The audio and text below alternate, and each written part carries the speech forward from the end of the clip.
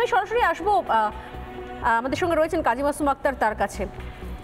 কাজী মাসুম আক্তার, আপনি তো নিশ্চয়ই হুমায়ুন কবিরের বক্তব্য শুনেছেন। মুর্শিদাবাদে ওরা 30, অন্যরা 70, মানে বিভিন্ন এই 30-70% নিয়ে কি ভয়ঙ্কর মারাত্মক কথা বলেছিলেন। সেই কথার মন্তব্যের পর, যেটা কিছুক্ষণ আগে আমি বলছিলাম, যে তারপর এতগুলো দিন পেরিয়ে গেছে, এখনো পর্যন্ত তার বিরুদ্ধে কোনো ব্যবস্থা নেওয়া হয়নি। এত বড় ঘটনা, এত বড় মন্তব্য করার পরও, অথচ তার প্রতিবাদ করার জন্য কার্তিক মহারাজকে সাধু নয় বলে দেখে দিয়েছেন মমতা বন্দ্যোপাধ্যায় প্রকাশ্য মঞ্চ থেকে।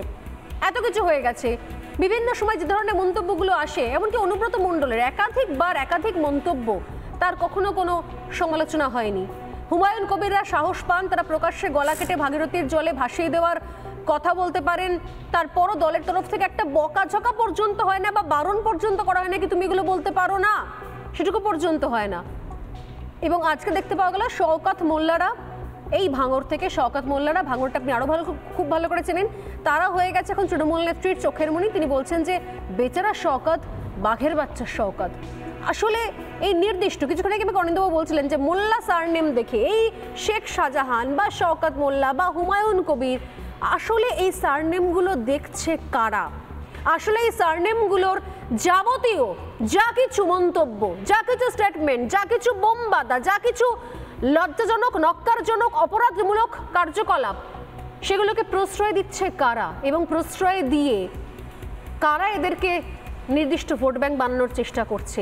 যদি কারোর কোনো অপরাধ, কোনো মন্তব্য, কোনো বোমাবাধা, বোমাবাজি, পাচার, যাবতীয় অপরাধকে আলটিমেটলি ঢেকে রাখা হয়, তাতে কি সেই কমিউনিটি, সেই সম্প্রদায়ের খুব কিছু ভালো হয়, কোনো মঙ্গল করা হয় কি? কাজী মাসুম আক্তার, দেখুন, মাননীয় যে ভোট পলিটিক্স, তাতে উনি যেটা বলছেন করছেন, এটা হচ্ছে মুসলমানদের উন্নয়ন করছেন, ওটা হচ্ছে উন্নয়ন। এই যে প্রশ্রয়ের অন্ধগলি, এটা হচ্ছে উন্নয়ন, এতে ভোট পাওয়া যায়। ক্লিয়ার? আপনাদের রাগ হবে, দুঃখ হবে, যন্ত্রণা হবে। হুমায়ুন কবির যেটা বলেছে, ওতে ভোট হবে। হ্যাঁ, ভাগীরথী জলই ফেলে দেবে।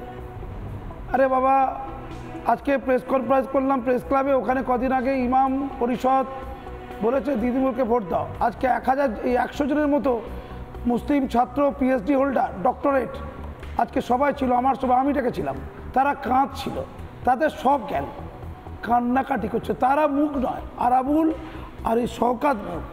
ওই অনুব্রত হচ্ছে বাঘ, আর এই হচ্ছে বাঘের বাচ্চা, মানে বাঘের সন্তান, বয়সটা কম তো বাঘের সন্তান। তো এই বাঘের সন্তান অনুব্রতর মতো আর জ্যোতিপ্রিয় মল্লিকের মতো যতদিন না ঢুকবে ওই সুন্দর ওই কারাগারের ভেতরে, আর কি, ততদিন ও জঙ্গলে ঘুরে বেড়াবে এবং বাঘ হয়ে থাকবে। আমি আজকে প্রেস ক্লাবে কিছু কথা বলছিলাম, জানেন, এই উন্নয়নের কথা। আমার মাননীয় যে সকল মধ্যে, যেগুলোর মধ্যে উন্নয়ন খুঁজেছেন, দুধেল গাই তৈরি করে দিয়েছেন আর দুধেল গায়ের উন্নয়নে ফিরিস্তি দিয়েছেন, সেই উন্নয়নগুলো আজকে আমি প্রেস কনফারেন্সে, প্রেস রিলিজে বলেছি। সেইগুলো বলছি কী কী উন্নয়ন ছিল। যেমন মুসলমানদের জন্য যে যে উন্নয়নগুলো হয়েছে, তার মধ্যে ওনারা আছেন কী কী: হজ হাউস উন্নয়ন, ইফতার পার্টি উন্নয়ন, বিশেষ মাংস খাওয়া উন্নয়ন, পীরের দরগা উন্নয়ন, ইমাম মাতা উন্নয়ন, আলিয়া উন্নয়ন, মাদ্রাসা উন্নয়ন, কবর ঘেরা উন্নয়ন, আরাবুল শাহজাহান শওকত জাহাঙ্গীরদের নেওয়া উন্নয়ন, জেলখানা গুলি বোমা ছোঁয়া উন্নয়ন, মারা আর মরা লেটেল বাহিনী তৈরি করা উন্নয়ন, খোদাপেজ কোয়া, হিজাব মাথায় দেওয়া, ধর্মীয় শ্বশুরি দেওয়া, ইনশাল্লাহ ইল্লাল্লাহ বলা উন্নয়ন। মুসলমানদের এই সব করে ভোট হয়ে গেছে, এদের চাকরি বাকরি নেই। আগে 2.1% ছিল। যাদবপুর বিশ্ববিদ্যালয়ে আমি একটা দায়িত্ব পেয়েছি, ওখানে 620 জন হচ্ছে অধ্যাপক, 620 জন, তার মধ্যে মুসলিম অধ্যাপকের সংখ্যা 8 জন, পয়েন্ট সামথিং। আর জেলখানায় 90%। ভোট দিয়েছে মাননীয়কে 65, টোটাল ভোটে 65 মুসলমানরা দিয়েছে। কি উন্নয়ন! ওদের উন্নয়ন ওই আর ওই কী নাম, শওকতের পকেটের ভেতরে আছে। শওকত শুধু বোম বাঁধে তাই নয়, শওকত আরও গুরুত্বপূর্ণ কথা বলেছিল। যখন শওকতকে বোম মারার কথা বলা হয়েছিল, এই শওকত, তুই তো বোম বাঁধিস রে, তুই শাহজাহানের সাথে কেন ঝগড়া করিস? তখন শওকত বলছে, দিদি দিদি দিদি, শাহজাহানের সাথে মেলা যাবে না, শাহজাহান খুন করে, ও খুনের আসামি। খুনের আসামি হয়েছিল এই মুসলমান সমাজের ভূস্বামী। কত দামি! আমরা কাজী মাসুম আক্তাররা বড্ড কবি, আজকে যারা কাঁদছিল ওই পিএইচডি করা ছেলেরা, ওরা বড্ড কমই, ওরা বিক্রি হতে পারবে না, ওরা সত্য কথা বলে দেবে। ওরা বলে দিচ্ছে রাজা তুমি উলঙ্গ। আমি অবাক হয়ে যাচ্ছি কেন এই শওকত বাইরে ঘুরে বেড়াচ্ছে। ও তো বাঘ জঙ্গলে থাকে, ওকে কবে নরেন্দ্র মোদীরা অ্যারেস্ট করে ঢোকাবে? এটা কবে আমাকে স্বর্ণালী বলো। বন্যেরা আমরা শুনেছি, বন্যেরা বনে সুন্দর, শিশুরা মাতৃক রোড়ে, কিন্তু শওকত মোল্লারা, শেখ শাহজাহানরা, অনুব্রত মণ্ডল বনে সুন্দর। হিন্দু মুসলমান আলাদা করে দাও, তাদের উন্নতি কিছু করো না, কেন তাদের উন্নতি করা হবে?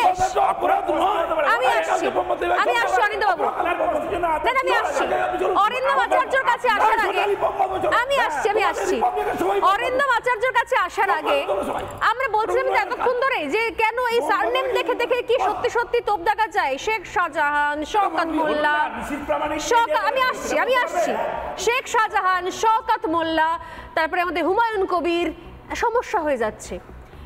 নিঃসন্দেহে ভোট ব্যাংক পলিটিক্স তো রয়েছে, কিন্তু এর বাইরে চলুন আমি এই সমস্ত সারনেম ছেড়ে দিলাম, আমি ভোট ব্যাংক পলিটিক্স থেকে বেরিয়ে এলাম।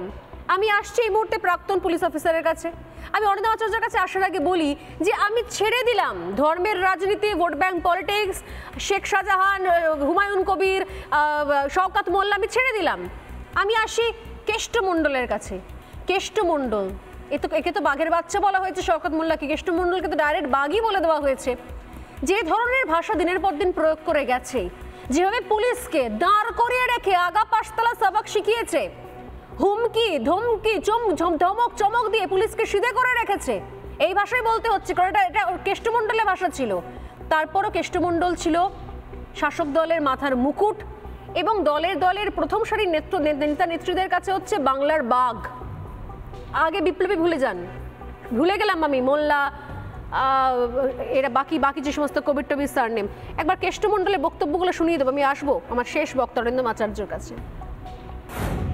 এই মাটিতে খেলা হবে, বারবার খেলা হবে, 100 বার খেলা হবে। 22 ভোট আমরা প্রতিশোধ নেব না। যে ধরনের খেলা চাইবে সে ধরনেরই খেলতে রাজি আছি, ভয়ঙ্কর খেলবো। মুখ্যমন্ত্রী খালি মুখটা খুলতে দিন, যে আন্দোলন করব না দেখে ঘাবড়িয়ে যাবে। 11তে কি হয়েছিল? মার্ডার হয়েছিল, 16তে মার্ডার হয়েছিল, 14য় মার্ডার হয়েছিল, 19-এ মার্ডার হয়েছিল, এবারেও হবে। খেলা দিনে হবে, সন্ধে হবে, বিকালে হবে, রাত্রে হবে। হ্যাঁ, তো বড় খেলা।